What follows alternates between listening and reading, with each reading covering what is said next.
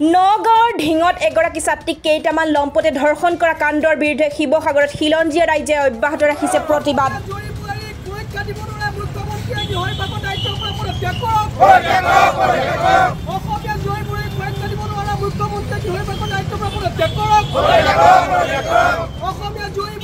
শিৱসাগৰ দৌলমুখ চাৰিআলিত খিলঞ্জীয়া ৰাইজে মানৱ শৃংখল গঢ়ি তীব্ৰ প্ৰতিবাদ সাব্যস্ত কৰে। শতাধিক ৰাইজে ধৰ্ষণকাৰীক ফাঁচি দিয়ক, ৰাজ্যত নাৰী নিৰাপত্তা সুনিশ্চিত কৰক, দুৰ্বল গৃহ বিভাগ হাই হাই আদি শ্লোগান দি পৰিৱেশ উত্তাল কৰি তোলে। ইপিনে গৃহ বিভাগৰো দায়িত্বত থকা মুখ্যমন্ত্ৰী ডক্টৰ হিমন্ত বিশ্ব শৰ্মাই গৃহ বিভাগ সুচাৰুৰূপে পৰিচালনা কৰিব নোৱাৰা, আইন শৃংখলা ৰক্ষা নিৰাপত্তা দিব নোৱাৰা বুলি অভিযোগ তুলি এই দপ্তৰৰ পৰা পদত্যাগ কৰাৰ দাবী জনাইছে ৰাইজে। অসমত বৰ্তমান অসমীয়া ৰাইজ সুৰক্ষিত নহয়। অসমত বৰ্তমান আচলতে খিলঞ্জীয়া থলগিৰি যিসকল নাৰী আছে, যিসকল আচলতে ছোৱালী আছে, তেওঁলোক সুৰক্ষিত নহয়।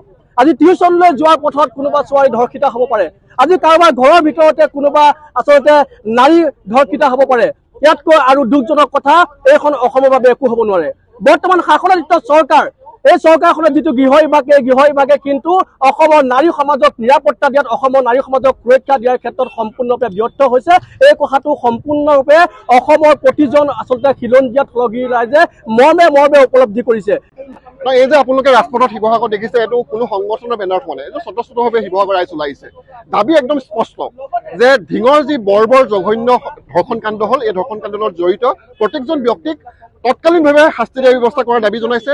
ফাষ্ট ট্ৰেক কোৰ্টৰ যোগেদি তেওঁলোকক ফাঁচি দিয়াৰ ব্যৱস্থাৰ কাৰণে তেওঁলোকে চৰকাৰৰ ওচৰত দাবী জনাইছে। এইখিনিতে আমি এই কথাটো ক'ব বিচাৰিছোঁ, যোৱা সময়ছোৱাত অসমৰ জীয়ৰীবোৰে সুৰক্ষা দিয়াৰ ক্ষেত্ৰত, অসমীয়া মানুহৰ জীৱন আৰু সম্পত্তি সুৰক্ষা দিয়াৰ ক্ষেত্ৰত, খিলঞ্জীয়া মানুহক সুৰক্ষা দিয়াৰ ক্ষেত্ৰত এই চৰকাৰখন যে সম্পূৰ্ণভাৱে ব্যৰ্থ হৈছে। আৰু এই কথাটো মাননীয় মুখ্যমন্ত্ৰীয়ে নিজ মুখে কৈছে যে 2টা মাহত 22ৰ পৰা 23 গৰাকী অসমীয়া জীয়ৰী লাঞ্ছিত হৈছে, ধৰ্ষিত হৈছে। তাৰমানে এই কথাটো স্পষ্ট হৈ যে তেওঁ ব্যৰ্থ হৈছে গৃহ বিভাগৰ দায়িত্বৰ পৰা। গতিকে মাননীয় মুখ্যমন্ত্ৰী ডাঙৰীয়াই গৃহ বিভাগৰ এৰিব লাগে, অতি শীঘ্ৰে তেওঁ পদত্যাগ কৰিব লাগে আৰু এজন উচিত ব্যক্তিক দিব লাগে। আৰু এইখিনিতে আৰু এটা কথা ক'ব বিচাৰিছোঁ যে তেওঁ কেতিয়াবা এক্সট্ৰা জুডিচিয়েল কিলিং কৰে। তেওঁলোকে সস্তীয়া ৰাজনৈতিক প্ৰচাৰৰ কাৰণে, চমৎকাৰী ৰাজনৈতিক প্ৰচাৰৰ কাৰণে কিছু বিশেষ সম্প্ৰদায়ক তেওঁলোকে টাৰ্গেট কৰি তৎকালীনভাৱে তেওঁলোকে আইন বহিৰ্ভূতভাৱে যিটো জুডিচিয়েল কিলিং কৰে, সেইবিলাকো আমি বিৰোধ কৰিছোঁ। শিৱসাগৰৰ পৰা মুছাব্বিৰ আলী, প্ৰাতঃ টাইম ডিজিটেল। অসমৰ সংবাদ জগতখনৰ বাবে এক সুখবৰ। নৰূপ নসাজেৰে প্ৰায় 30 বছৰীয়া অভিজ্ঞতা পুষ্ট সাপ্তাহিক কবচ পুনৰ এবাৰ ৰাজ্যৰ মাজলৈ। স্বত্বাধিকাৰী প্ৰণীতা কলিতাৰ দ্বাৰা প্ৰকাশিত আৰু অমৰজ্যোতি প্ৰিণ্টাৰ্ছ, গুৱাহাটী কমাৰ্চ কলেজৰ বিপৰীত ফালে মুদ্ৰিত।